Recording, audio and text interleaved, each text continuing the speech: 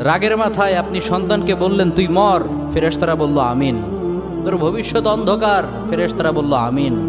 রেগে মেগে আপনি আপনার মেয়েকে বললেন জীবনেও তোর কপালে স্বামীর ভাত জুটবে না, ফেরেশতারা আবারও বলল আমিন। আচ্ছা, আপনি না সেই ব্যক্তি যে তার নিজের জীবনের চাইতেও সন্তানকে বেশি ভালোবাসেন? আপনি না সেই ব্যক্তি যে তার সন্তানের জন্য হাসতে হাসতে নিজের জীবনটাও দিয়ে দিতে পারেন? আপনি না সেই ব্যক্তি যে আল্লাহর কাছে নিজের চাইতেও সন্তানের জন্য বেশি দোয়া করে? তাহলে কি করে নিজের হাতে নিজের সন্তানের এত বড় ক্ষতি করতে পারলেন? Doesn't make any sense. Common sense বলতে কিচ্ছু নাই আপনাদের? আপনারা কি জানেন না আপনাদের রাগের মাথায় বদদোয়া করাগুলো ফেরেশতারা আমিন বলে?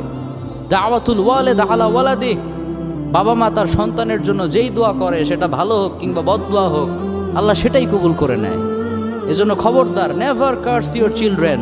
রাগের মাথায় কখনো সন্তানকে অভিশাপ করবেন না। খুব বেশি রাগ উঠে গেলে তার জন্য উল্টা ভালো দোয়া করেন।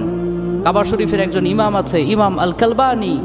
তার মায়ের যখন প্রচণ্ড পরিমাণে রাগ উঠে যেত,